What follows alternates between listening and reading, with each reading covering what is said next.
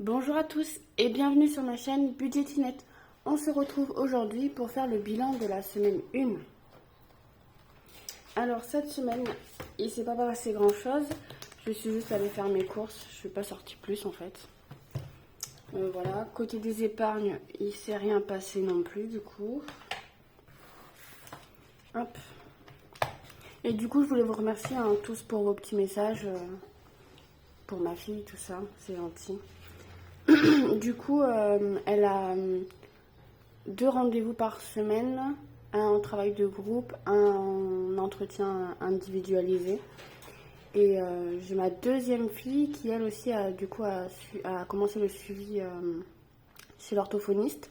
Et du coup je me suis renseignée, c'est bien remboursé. Merci pour vos messages qui me l'ont précisé. Et sauf qu'en fait, donc du coup j'ai une de mes filles qui a 2 rendez-vous par semaine. Et la deuxième, Clara, elle a rendez-vous à l'orthophoniste 2 fois par semaine. J'ai pris rendez-vous aussi pour l'orthoptiste. Elle m'a parlé aussi peut-être du psychomotricien. Enfin, je me demande comment les parents font pour assumer tous ces rendez-vous et travailler en même temps en fait. Je comprends pas comment c'est possible. Je sais pas. Là, on a commencé que le suivi à l'orthophoniste. Mais elle me dit que l'orthoptiste aussi, c'est au moins 1 ou 2 fois par semaine.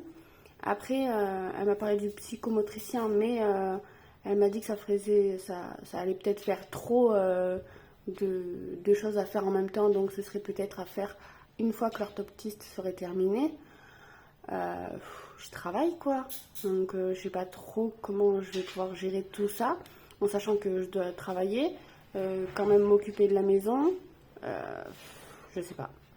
Du coup, vous organisez comment s'il y en a qui ont des enfants avec un suivi comme ça aussi?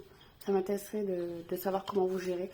Parce que je me dis, c'est pas possible en fait d'avoir un emploi, travailler 35 heures par semaine, gérer tous les rendez-vous, après la maison, enfin, je sais pas. Ça me semble assez surchargé comme semaine, en sachant que rien que déjà sans les rendez-vous, je suis un peu à la bourre dans tout ce qui est machine à laver, tout ça, tout ça. Alors, si en plus on me rajoute 14 rendez-vous par semaine, je sais pas trop comment je vais gérer quoi. Du coup, revenons-en au budget. Niveau des courses, il me reste 25 euros. Et dans l'extra, comme j'ai rien fait, 20 euros. Hop. On va re-remplir pour la semaine prochaine. Si j'arrive à les sortir. Hop. Donc 20 euros pour extra. Et là, je vais aller faire mes courses tout à l'heure et je vais sûrement m'arrêter à Action. Hop, donc ça va bouger. Et les courses, 160 euros par semaine. N'hésitez pas à me dire, vous, votre semaine, comment elle s'est passée. Ah oui, et pour ceux que ça intéresse, je viens d'y penser comme ça, un éclair de génie. Il y a Boursorama qui refait son offre parrainage. Donc c'est 3 jours seulement. Et c'est 130 euros pour toutes les souscriptions. Et 100 euros de prime parrainage. Donc voilà, n'hésitez pas. Il faut surtout ouvrir son compte quand il y a des offres comme ça. Hein, parce que sinon c'est un peu moins. Je crois que c'est 80 euros le minimum. Ou 70. Donc des fois c'est pas trop intéressant. Vaut mieux attendre les offres parrainage comme ça. Donc pour la semaine prochaine, on est bon, on a re-rempli. Et en monnaie, il me reste 3,50 €. Hop, ça c'est vide. Et du coup, on va pouvoir passer au classeur des défis. Billet de 5, on en a un. Yo mon stylo, non. Non, c'est pas grave, prendre celui-là.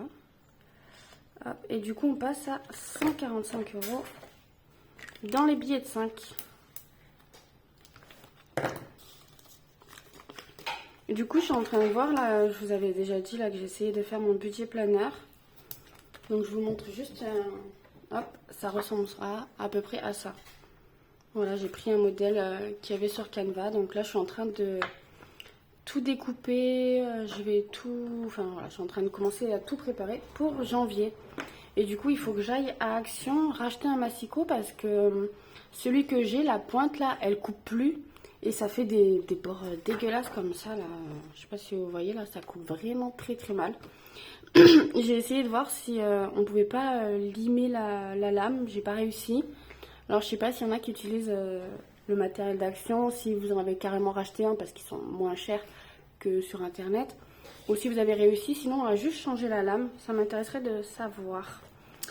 Ça on va le faire après. On va rajouter 10 € dans le défi de Noël des 52 semaines. Et donc du coup on passera à 610 €. C'est cool, ça veut dire que ça approche et que c'est bientôt Noël. Je sais pas si vous avez commencé, vous, à acheter les cadeaux de Noël. Moi pas encore, je commence à regarder. J'ai déjà commencé à recevoir les catalogues de Noël. C'était incroyable. Qu'est-ce qu'on fait là? Je vais rajouter 10. Je vais récupérer un billet de 10. Je vais mettre le billet de 20. Hop. Et du coup, on passe à 220 €. Donc, plus 10 €. Est-ce que je suis bien? Ouais, ça va. Donc, on est à 220 €.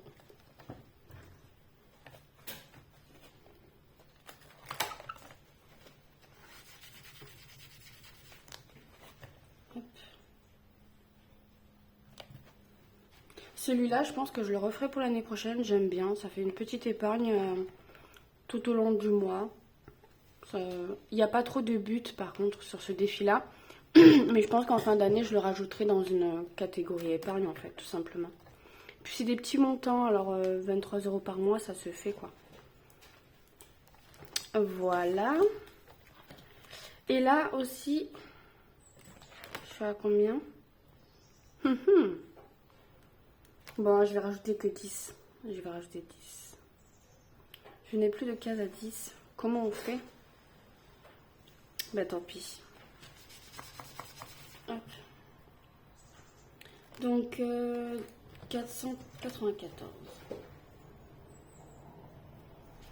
À mon avis, la semaine prochaine, je le clôture. Comme ça, je vais mettre tout l'argent de côté et je vais pouvoir attendre le Black Friday pour trouver mon petit aspirateur robot. Et du coup, je vous montrerai ce que j'ai pris. Je vous ferai un petit retour sur ça. Mais j'ai trop hâte, trop hâte. J'espère que je vais réussir à attendre le Black Friday pour avoir un truc pas trop cher surtout. Du coup, semaine 1 plus 10, on est donc à 494 €. Hop. Ensuite, qu'est-ce que je fais? J'ai préparé aussi le défi des saisons. J'ai pris celui de Blush Budget parce que comme ça, je peux mettre le montant que je veux sur chaque petit dessin. Donc j'ai pris celui-là, je l'ai préparé. Et je pense que j'attaquerai tout le défi des saisons à la rentrée de janvier en fait. Quand j'aurai changé, parce que je vais changer de format en fait. Je vais passer en A6. Ce sera plus simple à gérer pour tout ce qui est argent dedans. C'est plus simple je trouve. Et du coup, il me reste 10 €. Donc quoi je le mets? Hop, hop, hop. On arrive. Ben, je crois que je vais le rajouter là. En plus, je ne l'ai même pas noté. Ben, ça tombe bien. Là, je vais rajouter là. Hop. Donc, on passe à 620 €. Donc, on aura rajouté plus 20. 620 €. Du coup, là, c'est la fin de l'année. Ça y est, il n'y a plus trop de défis. Ça se sent. Et je pense qu'après, du coup, pour finir l'année, je ne remettrai pas de nouveaux défis. Mais je les placerai en épargne directement, en fait. Je ne me casserai pas la tête. Parce que pour le moment, je ne vais pas refaire des défis alors que c'est la fin de l'année. Je préfère tous les terminer. Et sûrement, la fin de l'année, je placerai dans les épargnes au fur et à mesure.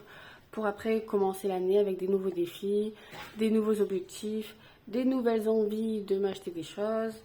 Là, il n'y a rien qui me vient en fait. Tout simplement, je ne vais pas me forcer à épargner de l'argent dans un défi où il n'y a pas vraiment de but dans la finalité.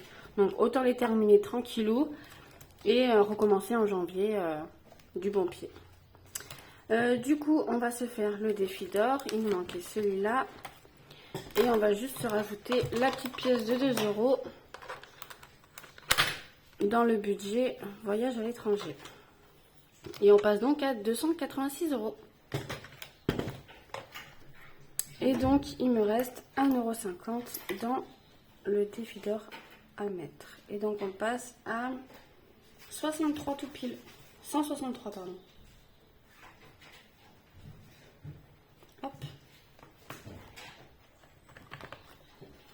Donc, en semaine 1, on a rajouté 1,50 €, ce qui nous fait 163 € tout pile.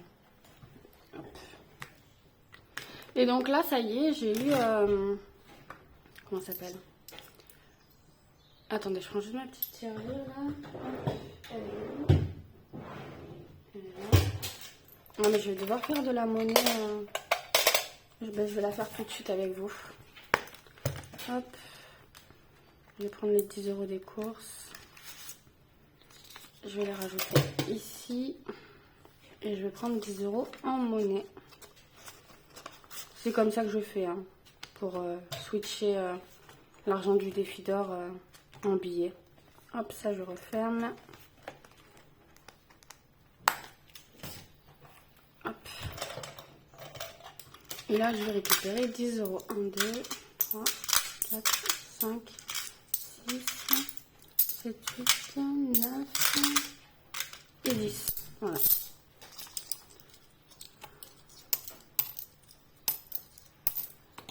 6, 7, 8, 9, 10. C'est bon. Le compte est bon. Hop. Et du coup, ça y est, je sais mon défi des étoiles. Où est-ce que je vais l'épargner en cette fin d'année? Il y a tout ça dedans. Ouh, j'ai trop hâte de voir. On a l'opportunité de partir en voyage avec le comité d'entreprise à peu près. Enfin, c'est l'amicale, mais on va dire c'est le CE des pompiers volontaires dans le centre dans lequel je suis. Et donc, on peut partir une semaine, donc c'est fin avril, à Palma de Majorque, pour 250 € par adulte et 200 € par enfant. Donc, c'est le transport de la caserne qui a juste à côté de chez moi jusqu'à là-bas, donc jusqu'à l'aéroport. Ensuite, on prend l'avion et pareil, le retour. Donc, c'est une semaine en pension complète. Et donc, en fait, une fois sur place, on a juste à payer nos extras, les sorties, voilà, tout ce qu'on a envie de faire en plus.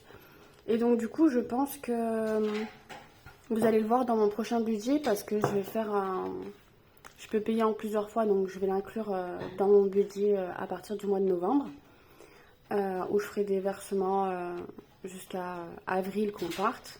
Et je pense que le défi des étoiles, ce sera pour jusqu'à la fin de l'année.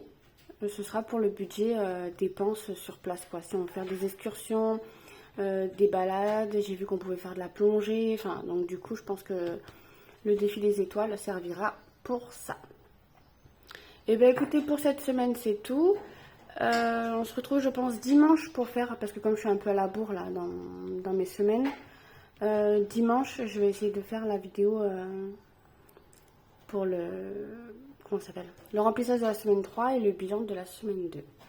Et bien écoutez, moi pour cette semaine, c'est tout. Je vous laisse là. N'hésitez pas à vous abonner, à commenter et à mettre un petit like. Ça fait augmenter mes vues dans les recherches YouTube, là, comme ça on arrive un peu plus à me voir. Et ben c'est tout pour moi. Des bisous.